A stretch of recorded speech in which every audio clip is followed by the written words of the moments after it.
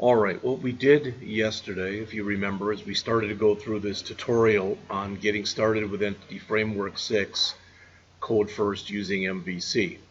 Now, I had problems. Let me explain to you why I had the problems, because I was silly enough to go out and start copying stuff right from here. And what I mean is, if you remember, I already had a project called ContosoUniversity. And in my using statements and in some of my other stuff, instead of using ContosoUniv, which is what I'd call the project, I still had ContosoUniversity. That's why when I tried to make the correlation with a database and the like, it didn't work. All right. So what I did was I literally started all over and created a new project called CF for CodeFirst. All right. I went through everything that was in there, and it was like a good news, bad news type of situation in that when I went out and when I ran it, let's see if I've got it up here still. I think I do.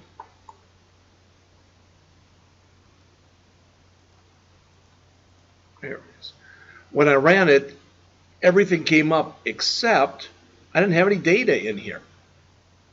So in other words, with what I did when I went back and redid the project, I had the database built, I had the tables in there, each table had the correct structure, but for whatever reason, there wasn't any data there. I went back and looked at my stuff, and I couldn't figure out what the problem was. Still not sure what the problem was. So I just want to show you what I did. That is, because this was good for me too, for lack of better words. I went back and hard-coded the data in.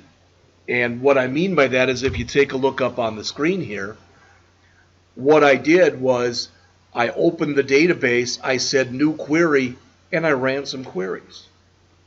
All right. In other words, notice insert into student, last name, which is there, first mid name, which is there, and enrollment date, which is there. And it was interesting because when I first did it, I tried keeping as much of the code that was in the as much of the code that was in the handout I gave you as possible, and there were errors all over the place. All right, and this is right here basically string, string, string when you look at it. All right, there is a convert to date function. I tried using that, didn't like it. So literally when I put in these 7 dates, I put them in as just straight strings. Not only did the system accept those as straight strings, but also they put the time in there as midnight without me doing anything. All right. Hopefully you'll notice if you take a look in here, first field is last name. In other words, no student ID, because the student ID was set up in here as an identity field. All right. In other words, it was set up that it would automatically number those, put them in for me. All right. Okay. Got that to work. Then went into this one. This was the easiest one because if you remember, the course ID in here was not set up as an identity field, and you can see why when you look at the first field in each one of these. What you should notice is they're not in any kind of order. All right. So we had an integer for the course ID, followed by a string for the title, followed by an integer for the number of credits. That worked okay. Then we have the last one in here. And again, notice student ID and course ID. That is basically a concatenated primary key. We have to manually put those in. All right. So student 1 took this class, got this grade. Student 1 took this class, got this grade, etc. Where I ran into some problems on this was when I first started doing it, I tried to put in A, B, C, or F. Didn't like that. So I looked at the way that it was done in the handout that I gave you. And they had grade.A, grade.B, etc. Didn't like that either. Then I figured, well, when you create an enum, if you remember, we set up that enum yesterday for grade.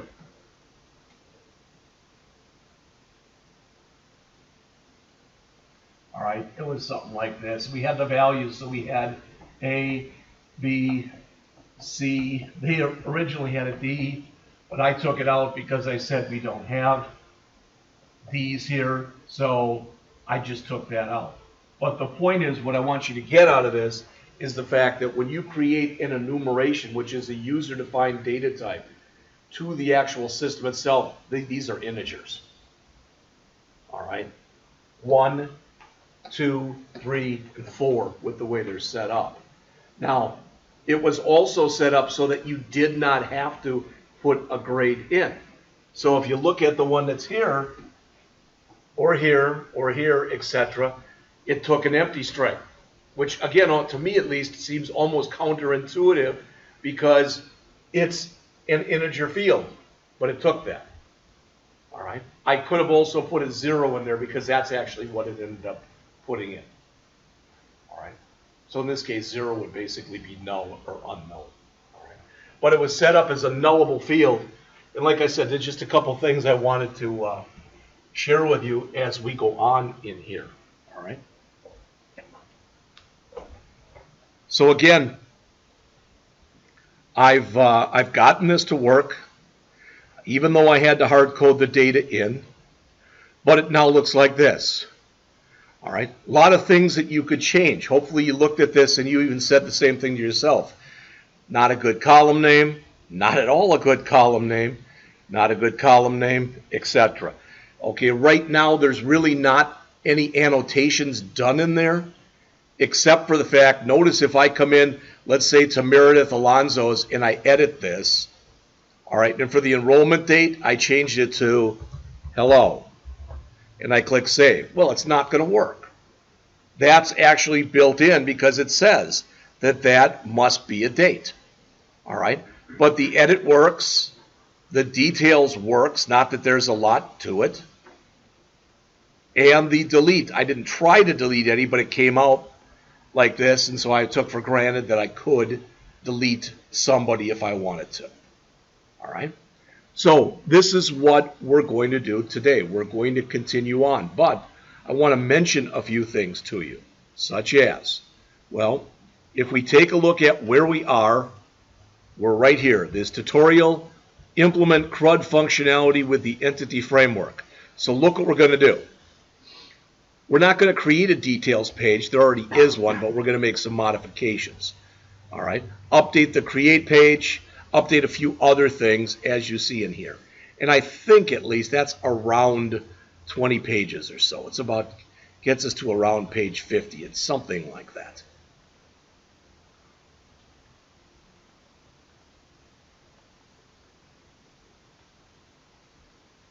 Maybe I'm wrong. I thought that's where it was, though. Okay, then we're going to come in and we're going to add sorting and filtering. So again, if you'd look up on the screen here, please. So notice, again, imagine we don't have 7 students. Imagine we have 7,000 students. All right, and I want to look in here for John Smith or whatever. What we want to be able to search by name. All right, so we can put that in, click search. We want to implement that. Now, also what's in here, which you may or may not have noticed, if you look again up on the screen, you'll notice that the last name heading and the enrollment date heading are both in blue. They're both set up so that you can do sorting. All right, and if you click on it one time, it sorts it in ascending order. If you click on it again, it'll sort it in descending order. And it doesn't just sort the one field, it sorts it by record. All right, so in this particular example, we can sort by either last name or by enrollment date. Also, if you look, please, on the screen here, we're going to add this, pagination. All right, you may or may not have noticed we have 7 students, but only 3 are listed here. All right, When we do the example that we're going to end up doing as a class, not the one from the book, the one in the book is going to have pagination too. They do it a little bit different way than it's done here, but it's basically the same thing. All right. But when we do the one as a class, we're going to have 40 products. There's no way you could stuff 40 products onto one screen. And even if you could, who'd want to? It'd make it way too hard to read. All right. So we're going to do that, and that's going to get us, again, about, I don't know, somewhere around about another 20 pages. All right. Then this one right here, all I want to do here is talk to you about what this is. I'm by no means an expert on any of this stuff, but I'm really not an expert on connection resiliency and command interception, but at least I'd like to talk to you about what they are. All right? That's about another 20 or so pages, but that discussion will not take very long at all. Finally, the last part of this, at least the last part that I was planning on going through,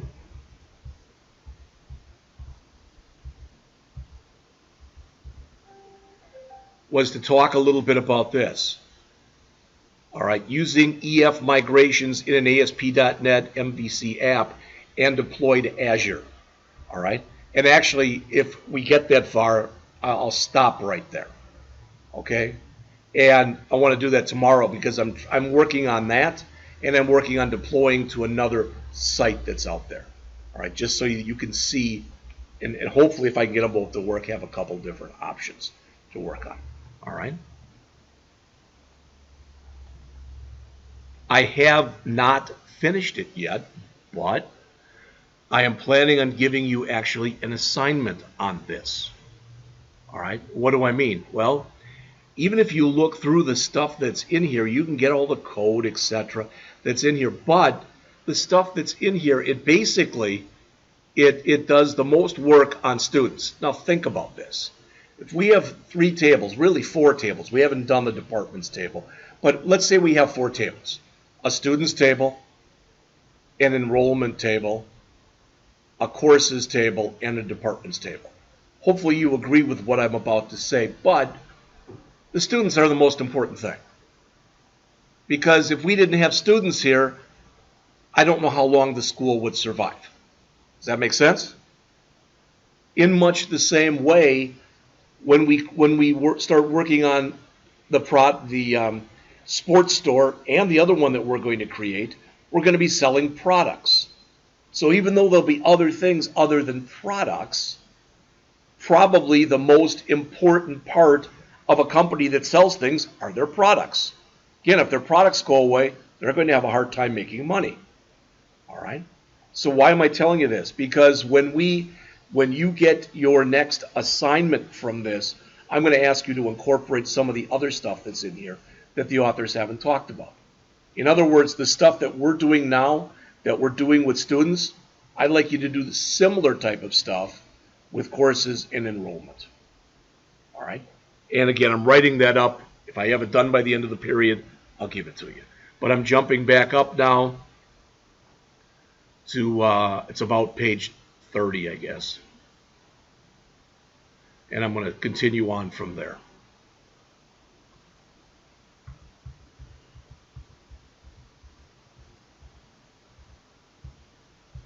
You may or may not care, you may or may not have wondered about this, but it's like, why are we even doing this? Why don't we just jump into the book? Yeah, we could do that. But these projects that we're going, this one and the one we're going to do as a class, in my opinion, are more straightforward than the one that's in the book. There may be times when we do the project that's in the book and you'll say, do we have to create this? And I'll go, yeah. And if you say why, I mean, the smart aleck answer, but it's the one I'm probably going to give you, is because if you don't, it won't work. All right? So that's why I decided to try to take a step back and write my own. All right? So that things will work or things won't work, but then I got no one to blame but me. All right? And once we get done, I don't know when, but my guess is sometime next week, maybe toward the end of next week, you're going to have your first hands-on test. All right, and it'll be a combination of chapters 1 through 6 in the book, all right, and whatever we end up doing in this project here. All right, this one, the CodeFirst and the Entity First. All right. I will make sure that by next week, depending on how the rest of this week goes, I'll let you know the exact day that it is. All right? Okay. So again, I'm just going on. And what you'll see, not always, but what you'll see a lot of times in here is I have already clicked on these links. If I think they're worthwhile, I may talk to you about them, and if I don't, I won't. All right? So if you look up on the screen again, please, you'll notice what are we doing here? Well, we already had a student. You've already seen this kind of stuff when you click details.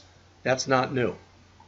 What's new, and this is what we're going to create first in here right now, again, if you look on the screen, that is, for each student, we're going to get a record. In other words, we are, for lack of better words, kind of combining two tables here. The student table, all right, and what is it, the enrollment table, all right, because this student has been enrolled in these courses and got these grades. It's really not that hard when you think about it. What do we have to do? Well, we've already got the first part of it here. So what we're going to have to do is, after this, we're going to have to add some stuff. All right? That's one of the things. This, we've already seen. I mean, I have the ability to go in there right now and create a new student. And I already showed you this. Okay? September 31st, of course, would be an invalid date. All right? Delete, I've shown you that as well. All right? So, this is what they have you do in here. I do want people to understand, I've said this before, I'm just, you know, it's like, yeah, you keep beating the same drum. Yeah, and I will. That when you have, for example, like, let's say a create, and you've got both an HTTP get and an HTTP post. The get is more, for lack of better words, the get would bring this up. So if you did the get and you actually it's going to just bring up an empty form. All right. But when you go in and you try to bring it up for a student, and then you click the create, that's when the postcode runs. All right. And if you're like, well, yeah, that just makes sense. Good. All right. Now, I did want to mention one other thing. I tried it both ways because, Lauren, you came up and showed me this yesterday, that if in the text, the PDF, when they tell you to create a new controller, they say controllers add, and I've always done controller, but they tell you to use new scaffolded item. Either one of those seems to work okay. All right? So, as it says here, the code for the index page left out the enrollments property because that property holds a collection. In the details page, we want to display this as a table. All right. So it says here in the student controller, the action method uses the find to retrieve. Okay. It uses a find to retrieve a student entity. We went over this yesterday, but just real quickly to review, when you look here, it's the details page.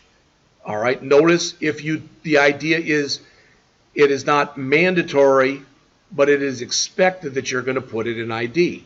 If you don't, you're going to get a bad request error. All right. Because the idea is not to show the details of everyone. It's to show the details of a student. All right. So if you get down to here, and please look, because I have to, for lack of better words, assume that if you're not asking, the stuff is making sense. In other words, if you look right here, right there, that's a link statement. What if we get to that line where the cursor is resting, student equals db.students.find, what that is saying is there is an ID in there.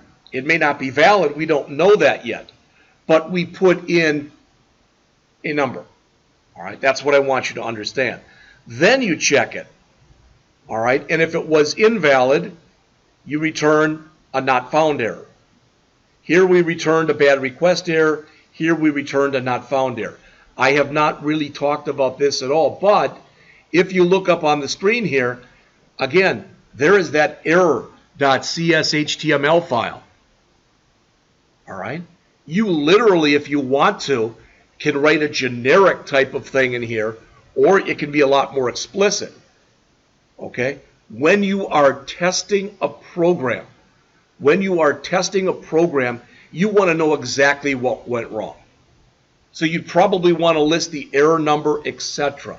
However, when this thing is actually running in production mode, you want something like this to show. Does that make sense to everybody? All right. You don't want to give out too much information. I've worked already, and I've done testing and stuff, and I've looked at websites. Some of the stuff that's out there is not good. They don't follow through or adhere to this.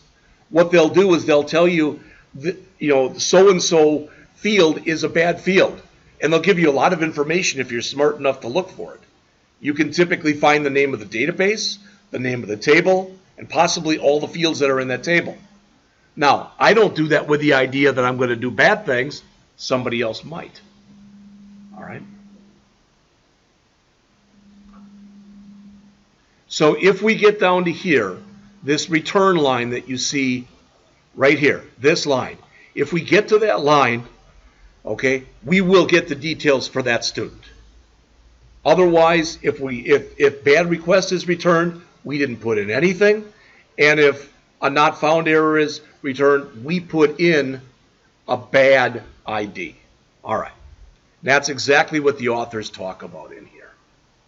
Okay. Now, I believe, at least, that we have talked enough about this. Again, unless somebody tells me otherwise, I'm assuming that what we talked about for this makes sense. Okay? That, in other words, home would be the controller, index would be the action. But when you start working where you want an individual record, that's where this becomes important. That ID is the optional parameter. All right?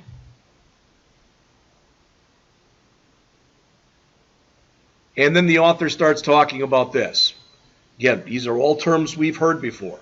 It says in the following URL, the default route maps instructor as the controller. All right, we know that because there it is. Index as the method. All right, and then what's this? Well, it's what? It's instructor ID 1, and the course is 2021. We will talk about that. We will see that, all right, especially when we go into this sports store example. Then we'll learn how to make it prettier, so to speak. All right? So as it says, the question mark course ID equal 2021 is the query string value. All right? You can also do this. So rather than actually saying index slash and giving it a number, you can say index question mark ID equal 1 and course ID equal 2021. Okay? Have you ever seen this? I'm asking you this question. Have you ever seen something that looks, instead of like this, it looks like this?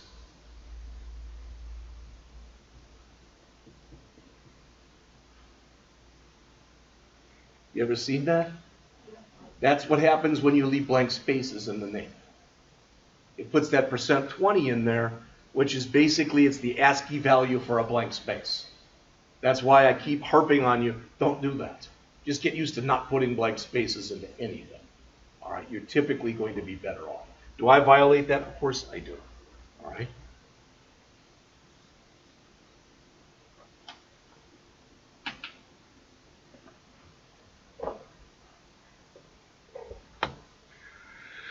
All right. says here, the URLs are created by action link statements in the Razor view. In the following code, the ID parameter matches the default. So ID is added to the route data. So look at the difference. All right. We're saying still, what do we want? We want the select controller. We want the index method. But instead of just saying ID or something, we're being much more specific. All right. Can somebody answer this question for me? It's actually very simple. What's another reason in that example right there for writing it like this where you say ID equals? If you've got an ID, what can you do with it?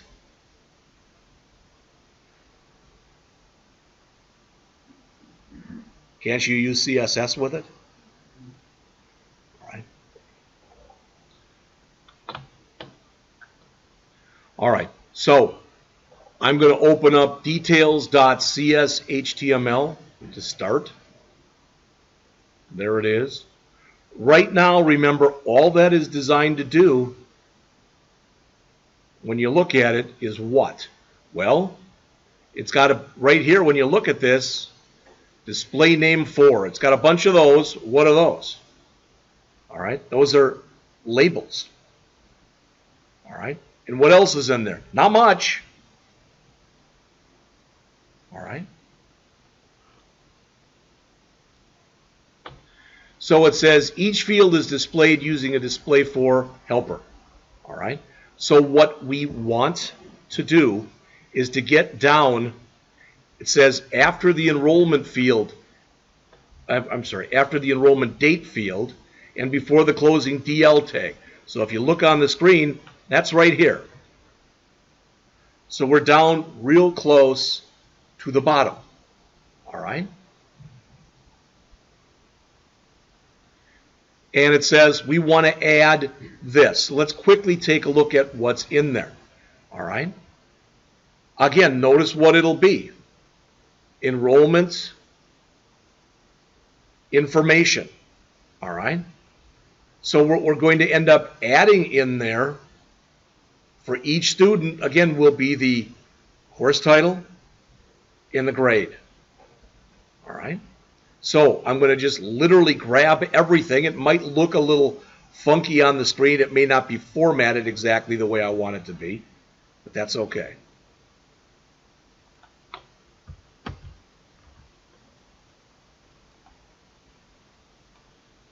Close that.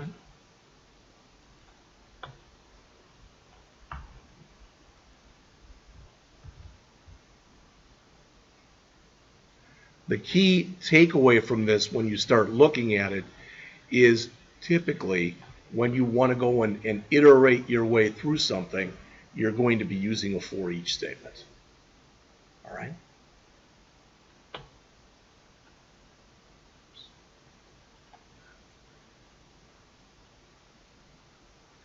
They say that if the code indentation is wrong when you get done, press Control-K, Control-D to reformat it. I don't know. I've never really worked with that. Now, they're explaining what's going on in here. All right? But the idea is pretty much what I mentioned to you. And that is, the idea is what we want is for each student, we want to be able to see their details. And that's pretty much what they're saying in here. All right? Now, did I make any mistakes? I sure as heck could have. Again, it wouldn't be the first time. And I'm looking here, and this stuff, these paragraphs, the DL, etc., it looks like, at least, this stuff I already have at the bottom. Looks like I don't need this here. So I'm going to get rid of it because I've already got it down here. All right? And it looks like I've got an extra DL. I'm just working my way through here, and an extra div. All right? That looks like it's correct. I don't see any errors over here. So I'm going to save this. All right. And notice if I come up here and I say View in Browser, I'm planning on there being an error. There it is. Again, please look at the screen. See this? Add request. That error right there is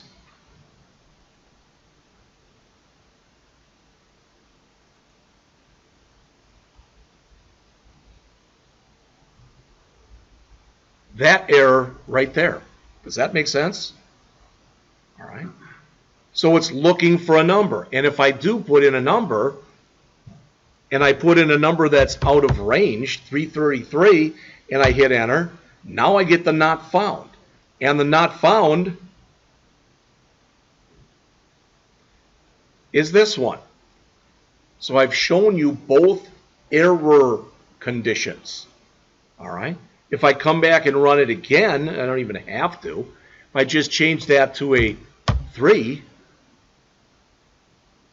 all right, it's thinking about it.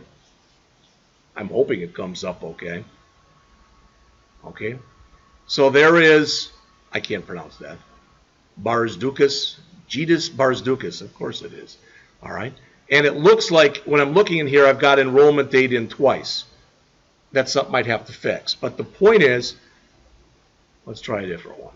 Somebody who's hopefully taken more than one class. There we go. So I've got to fix that. I've got enrollment date in there twice. But notice I've got Meredith Alonzo's name. All right. So I've got her information. And I've got, I'm not saying this is exactly a transcript, but hopefully at least you get the idea. All right. Again, is it formatted well? Make your own determinations. This grade, what's underneath it is left justified. You could have centered it. There's a lot of things that could be done here. All right. So I just want to jump back into where I just was here in the details.cs HTML and look on the very bottom. And it looks like enrollment date. Looks like it is in there twice. Let's see if that is where I screwed it up. Now, I think I've said this to you before, but just so you know, I just changed the CS/HTML file. That's all I changed. If you've only changed the CS/HTML file, you don't have to get out of this. But you do have to refresh. All right? Now it looks like that wasn't it. It's still in there. So I'll have to figure out where it is. Again, I'm not going to worry about it. All right?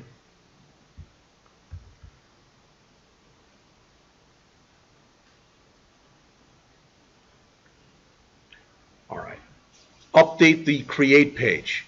We're adding some stuff here. And a lot of the stuff that's in here, it's important that you've at least heard it. All right?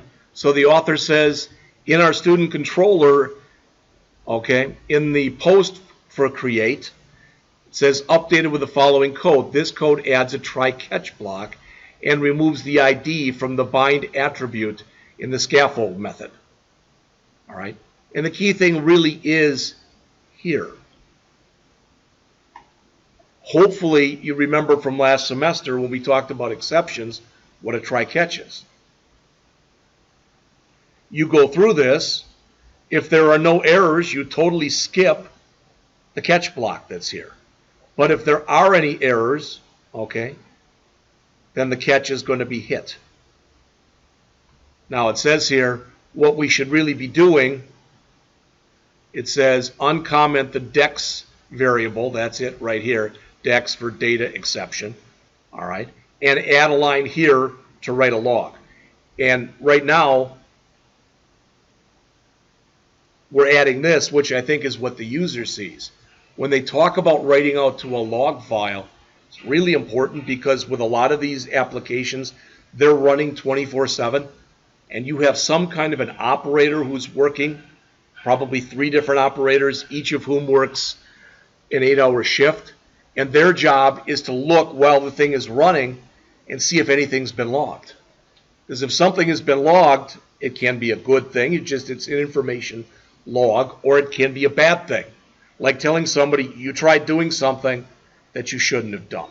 We're going to talk about this again a little bit more a little later. All right. So again, it says, this code adds the student entity created by the model binder to the student's entity set. It makes it available for us to use. We remove the ID, it says, because the ID is the primary key value. Why? We're not setting that. All right. That field in student, remember, student ID is the primary key. It's an identity field. So it's being set for us. All right. So I'm going to come in here, grab all this code, all that I can at least. All right, come back into my HTTP post for the create method in the student controller. All right.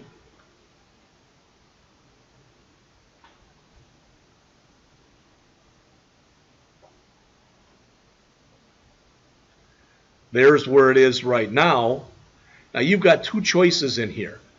If I think, you know what, maybe I screwed it up, maybe I didn't do it right, etc., I can grab all that code and comment it out.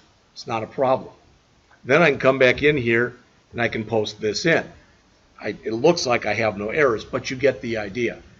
All right. But if you're going to do that, please look up on the screen here. Sooner or later, you start, even though they're comments, you start to get bloat. In other words, if that's not serving any purpose anymore, people have tested it and it's working the way that it should work, you really should get rid of that. All right. When I started to create the sports store project, what I was going to show you literally was, you know what, this is what we're going to do. We're going to follow everything the author does, and if he does A, then if he says get rid of that and do B, I just commented out A. Pretty soon I had hundreds of lines almost of code that was just commented out. All right, and that's just bloat. That's just stuff you really don't need in the application. All right, so again, notice we are not just using the if statement here, but we are using a try catch so that if this fails, we can do more than just give an error. The author says we can write out to a log as well. All right. Now, the author also talks about in here, let's see, it says the bind attribute is one way to protect against overposting in create scenarios. And when you overpost, and this again, sorry, this is important. If you look at this, the author comes in, I'm not going to do this, and adds a field in here. Public string secret. All right? It's a secret field. Okay? Now, then works on it in the post, but this is what I want to show you. If you use the right tools, and the author talks about tools that you can use, Fiddler, and there are some other ones, you maybe have never seen this before. If you look up on the screen, all right, remember when we talked about if you've got something that's up here, how it's a query string, all right, and that's for a get. I said for a post it gets buried in the HTTP header. Guess what? This is an HTTP header right here. And again, if you know what you're doing, you can dig through and find stuff. Some people think it's just the same kind of way I've seen people do this. You know, they just take their website, they change it from HTTP something to HTTPS something, and they don't change anything else. And they say, we're secure now because it says HTTPS. All right? It reminds me of an old comic that I saw years and years and years ago where this guy is talking to a cop, and it says, speed trap ahead, 35 miles per hour. It's not, this isn't funny, okay? But he says the cop, he goes, wow, you know, you put a speed trap in there, that must have been expensive. Cop goes, no, 35 bucks. He goes, 35 bucks? He goes, yeah, for the sign. Again, that's sometimes what people do. They just think if they make minor changes, everything's going to be cool. Doesn't typically work like that. But if you look in here, you don't see that information, but down towards the bottom, in the request body, notice what you have. All right?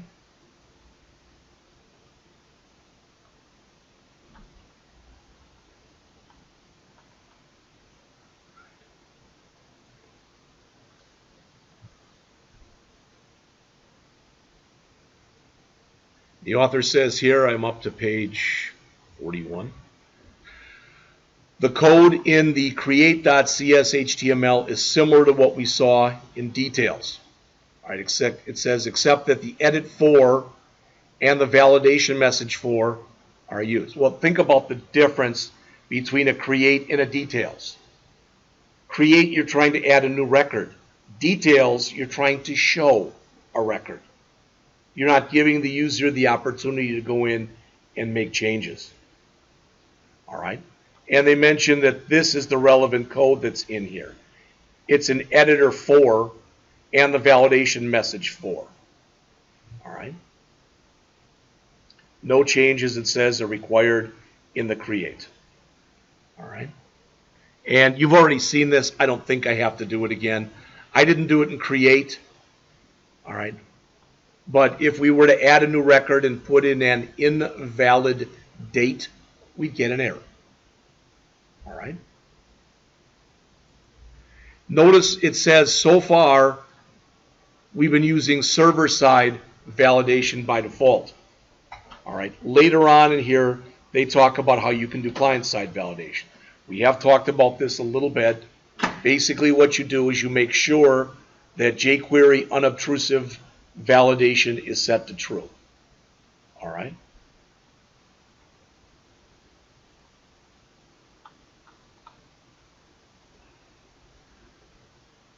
All right. Next, they want us to go here, and again, I'm up to page 42. It says update the HTTP post edit method. So it says replace the post edit method with the following code. Again, let's look at it though. We're trying to do an edit. Some of this stuff, I don't have to really say it anymore. All right? We're coming in here, and again, we're checking, and if we put in nothing, we're going to get the bad request. All right? Otherwise, it'll do the find. And it's trying to do the update in here. Here's the key thing. If you look at this, what it's doing when we're making an edit is it's going through and it's looking at all the values that are in there. The last name, the first middle name, and the enrollment date. And it's grabbing those values and it's throwing them into a string. And then look in here, it says, try to save it. If you can save it, just send them back again. Not a problem. Otherwise, flag it as an error, all right, and return them right to where they just were. So let's see if we can do both of these. All right, so again, this is the edit method. I'm going to just grab all this. This is, again, the post for the edit method.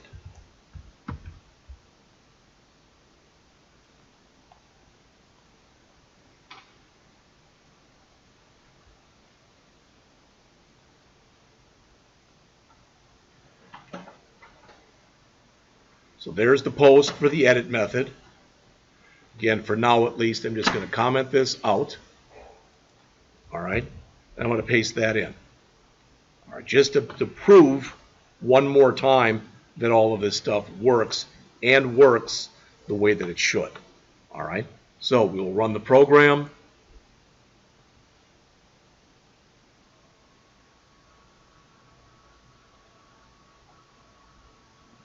I'll work my way over once it comes up to students.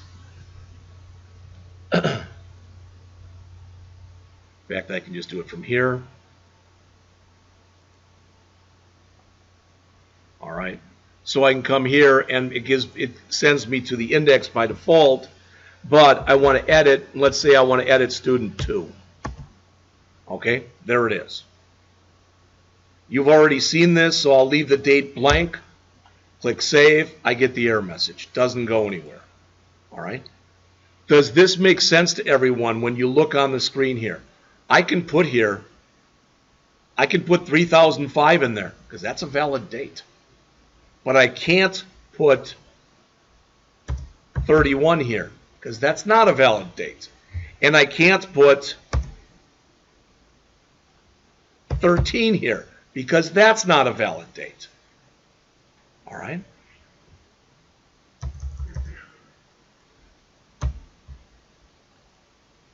So again, as you've seen, when we come in here to do this, all right, when we edit, right now there are no data annotations, I believe, in here. So we could leave this blank because I don't believe it's a required field, all right, unless it says no nulls. I don't remember. We'd have to look at the schema for the database. Same with this one. All right, I'm not going to do anything, so I'm just going to go back to the list.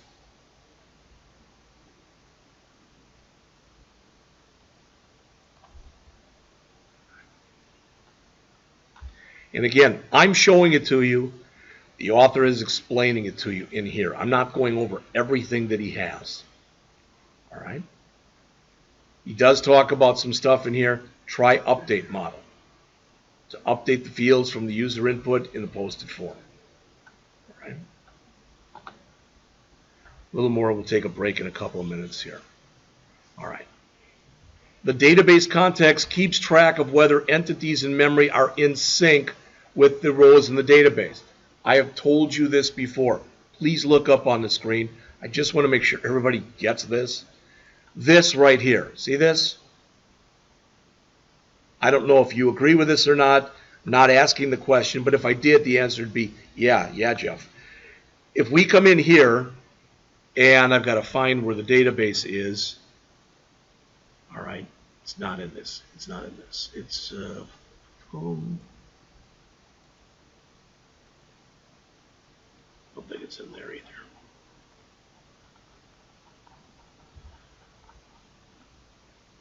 Maybe it is. Okay.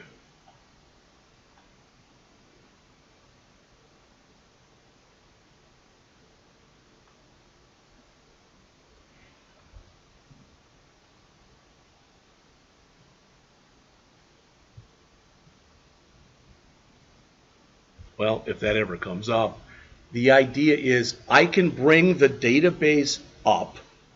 All right, I can bring the database up, and I can bring it up here. In other words, I can bring it up in Server Explorer, or I can work on it in here. But you really shouldn't be changing them in one, then going over and changing it in the other, and then going back again. All right, you can do that, but it's not highly recommended. And think about this also. Typically something like this that you see on the screen, that'd be fairly easy for somebody to work with that knew nothing about databases. All right, that's why it was set up that way. All right. So the author does mention then talking about stuff being in sync or not in sync. It says an entity may be in any of these 5 states. Added, which means the entity does not yet exist in the database. So in other words, if it's a new, if you just done a create, you didn't click the button yet. If you did an edit, you didn't click the button yet. If you did a delete, you didn't click the button yet. All right? Unchanged, nothing needs to be done. You open it up, oh, I didn't mean to do that. You just got out right away. Modified, some or all of the values have been modified. All right? But the thing for you to understand in here, if you look at this sentence, when we talked earlier, when we talked about using SQL, hopefully at least, you learned how to do create, you learn how to do update, you learn how to do delete, etc. Now, by calling methods like this, they're being called behind the scenes for us because we're using the entity framework. All right. Deleted, which means it's been marked for deletion. So that means after you call the save changes method, and that's wrong, that really should look like this. Okay, after you call that method, boom, it's gone. All right. It says, or detached, the entity isn't being tracked by the context. Okay, maybe you added some of your own stuff that you didn't put into a database. Notice here in a desktop application, state changes are typically set automatically. So why? So when you call save changes, the stuff is written back to the database in the way that you want it to be done. It says here the disconnected nature of web apps doesn't allow for this continuous sequence. The DB context that reads an entity is disposed after the page is rendered. Kind of important. Remember this? We come way down to the bottom here. Remember this thing? Didn't talk about it much. This method way down at the bottom, it's called dispose. All right. And the author says in here. All right.